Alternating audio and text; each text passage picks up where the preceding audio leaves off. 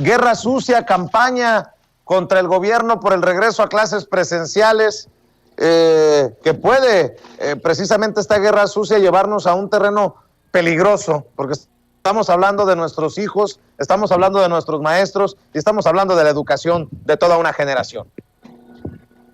Sí, querido Vicente, fíjate que en esa declaración Andrés Manuel se deslinda en parte de la carta que se supone que deberían de llevar los niños, firmada por sus papás. Y entonces, algo muy interesante que menciona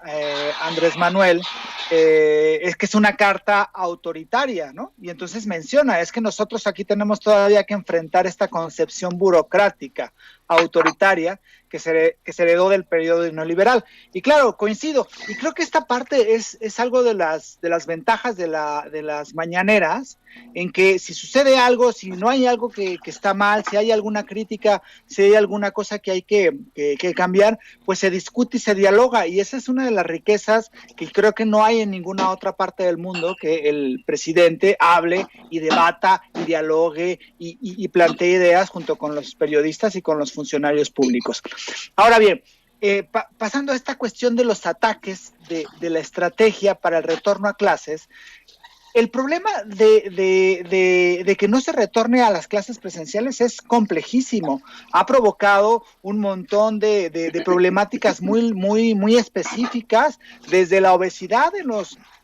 los niños, hasta problemas psicológicos, problemas especialmente en la cuestión de cómo se va dando ese proceso educativo, y por supuesto que es un grave problema, y por supuesto que afecta a los niños, y por supuesto que crea muchísimas desigualdades, y esto es un elemento que creo que no se ha discutido en la prensa, porque la prensa, ahorita hablamos de ella, que es que quien tiene apoyo, un niño que tiene apoyo de su familia porque tiene las posibilidades del tiempo, del dinero, de un buen internet, contra un niño o un conjunto de niños que no tiene ese apoyo porque su papá tiene que salir a trabajar, porque su mamá también, porque quizá en internet no funcione bien en la casa o no tenga los megas necesarios, crea todavía un mayor grado de desigualdad. Y entonces estamos creando en este proceso educativo más desigualdades, que es lo que se pretendía y que se pretende desde muchísimos elementos combatir en esta administración. Por eso la insistencia de Andrés Manuel López Obrador de regresar a las clases, de afrontar el riesgo que significa ello, porque los riesgos y los problemas que está causando esto son muchísimo más amplios y muchísimo más complejos. Pero desde la postura, y esta es una de las cuestiones que hemos repetido muchísimas veces, las posturas de la oposición y de sus voceros, es decir, muchísimos de los medios de comunicación tradicionales, es todo mal, ¿no? O sea, todo absolutamente mal. Si se plantea un retorno a las clases, Andrés Manuel está mandando al matadero a los niños. Y entonces sale la portada de Reforma diciendo los casos de niños con COVID se han incrementado de forma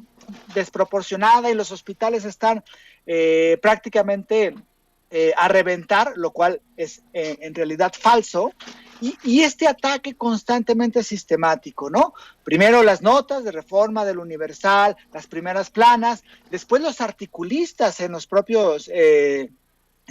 periódicos diciendo que es terrible lo que está haciendo Andrés Manuel, y sale Denise Dresser a decir que cómo es posible, y sale Sergio Sarmiento a decir que cómo es posible, en fin, todos así en una misma línea. Después en la radio lo mismo y en la televisión lo mismo. Y no se permite el diálogo ni el análisis de lo que en realidad está pasando. Ayer, por ejemplo, una caricatura de Alarcón que salió en el Heraldo, yo decía, no creo que relacionen lo que está sucediendo en Afganistán con lo que está sucediendo en México, y este caricaturista lo hizo, dando a entender que lo que sucedía en Afganistán con los talibanes, en su relación con las mujeres y su percepción de las mujeres, era lo mismo que lo que estaba sucediendo en México con las personas que querían que se regresara a las clases. Es decir, no hay posibilidad de que la oposición le aporte algo a las discusiones que le interesan a los mexicanos. No hay desde la oposición y desde los medios de comunicación reflexiones que aboguen por decir, bueno, ¿cómo le vamos a hacer? Lo que está haciendo Andrés Manuel y el gobierno es algo verdaderamente complejo, porque no solamente es digamos, convencer y explicar todo el proceso a los padres de familia, sino también a dos de los sindicatos más importantes, más significativos y más numerosos en este país, y no solamente en este país, sino en toda América Latina, que son los sindicatos de los maestros y las maestras de la CENTE y el CENTE. Entonces, es muy complejo lo que se está haciendo, pero es importantísimo que se haga. Y desde la oposición no hay ninguna postura que abogue a la discusión y al diálogo. Y eso hace que la oposición sea prácticamente como una piedra que no aporta absolutamente nada. Teníamos años en que la oposición era una oposición que criticaba, muy crítica, la posición que encabezó durante muchísimos años Andrés Manuel, pero que tenía una propuesta distinta y un programa distinto. Esta posición no tiene absolutamente nada. Lo único que tiene, como lo decía Toño hace un ratito, es las ansias y la necesidad de que Andrés Manuel no sea presidente ya de México, y eso no le aporta nada a este país, y me parece que es indigna la forma en cómo, en un problema tan serio que es el retorno a clases de los niños, de millones de niños en este país, haya estas críticas tan absurdas, tan poco serias y tan indignas. Querido Jorge, te saluda precisamente Toño con muchísimo gusto. Tengo una pregunta para ti y le pido a don David que nos grabe con esto, precisamente sobre eso que mencionas. Una cosa es la preocupación legítima de los padres de familia ante el regreso a clases presenciales, y otra muy distinta es que haga lo que haga el presidente, será atacado por sus adversarios. Es decir, la discusión, la controversia puede estar precisamente con los padres de familia, con los maestros y etcétera, pero creo que de aquí se agarran y pues desde aquí se llenan la oposición para el golpeteo. Considero que si fuera muy distinto, si el gobierno de México se negara a enviar a los niños a la escuela, estarían en todo caso desde la oposición con ese tipo de golpeteo. Mira, te digo, insisto con esto, ¿no? La parte de hablar de tener o no un regreso a clases, seguridad en este regreso a clases, lo que han sufrido nuestros niños por no ver a sus compañeros y etcétera, esa es una. Pero creo que aquí también hay que ver que cualquier cosa que haga el gobierno se opondrán desde pues, las esferas conservadoras. No sé qué opinas tú de esto. Sí, por supuesto. Y fíjate que hasta,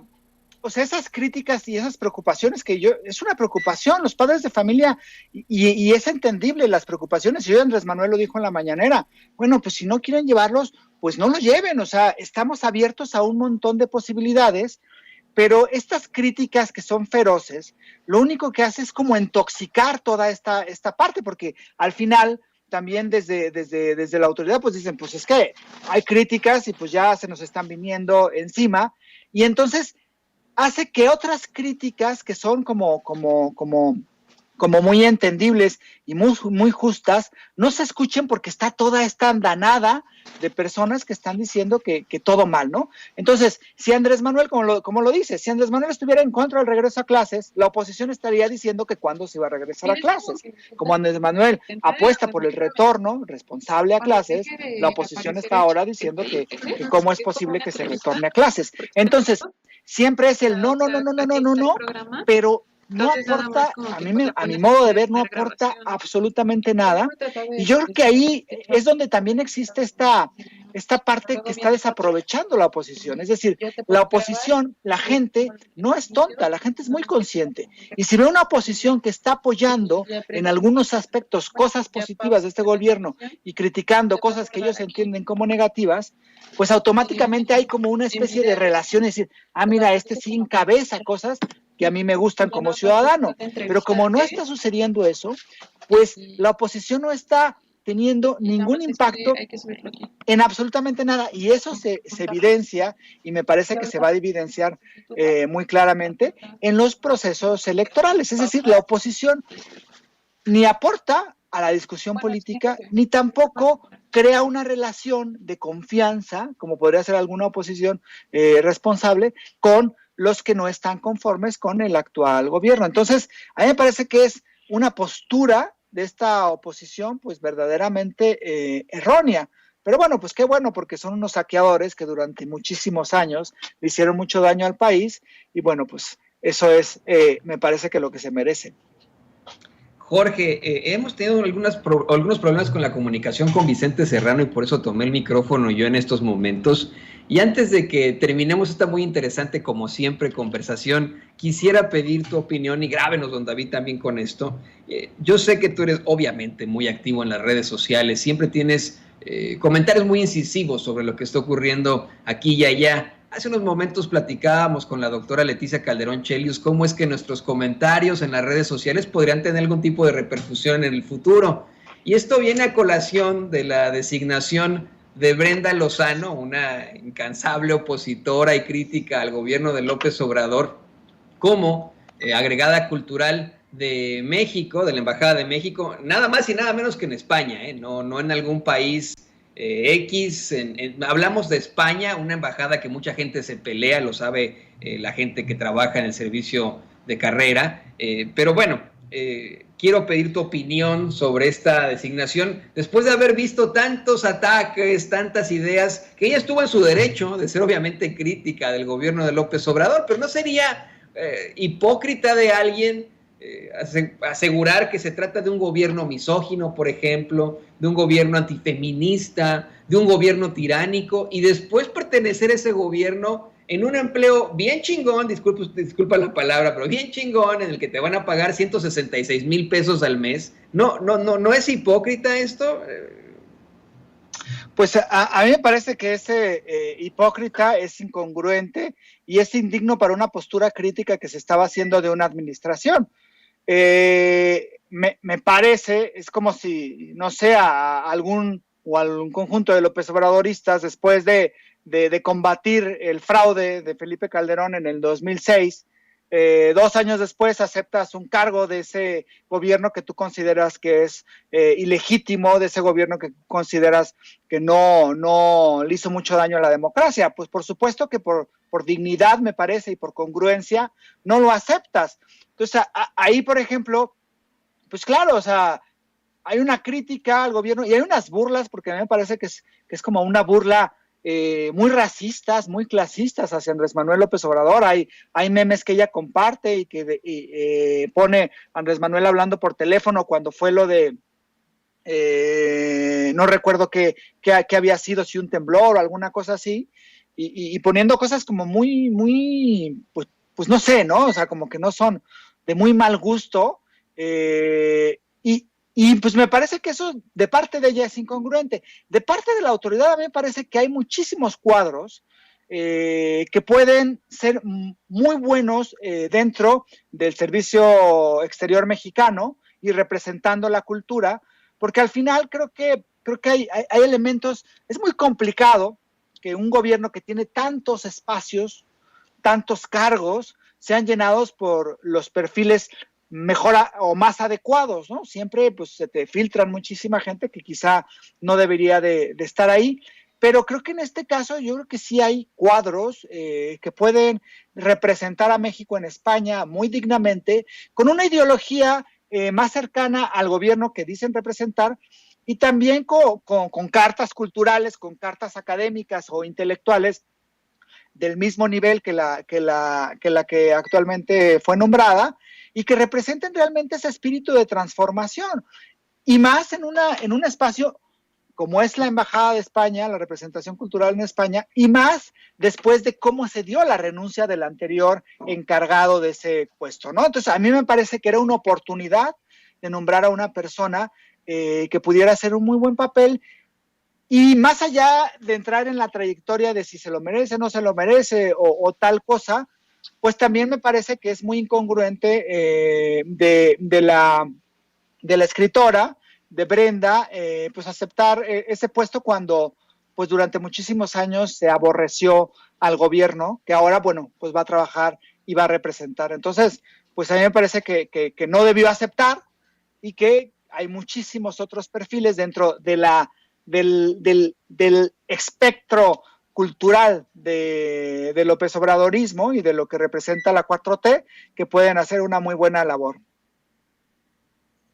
Pues nuestro queridísimo amigo, colega, periodista independiente, coordinador de Regeneración, Jorge Gómez Naredo, muchísimas gracias como siempre por tus comentarios tan incisivos, tan importantes aquí en Sin Censura. Compártenos por favor tus redes sociales para que la gente se ponga en contacto contigo.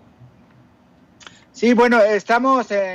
preparando ya el nuevo número de Regeneración. Yo espero que ya pronto esté terminado y esté en circulación. Y bueno, en Polemón también estamos en polemón.mx, la página, revista Polemón, en Facebook y en Twitter. Y a mí me encuentran en Twitter especialmente como JG Naredo y en Facebook como Jorge Gómez Naredo.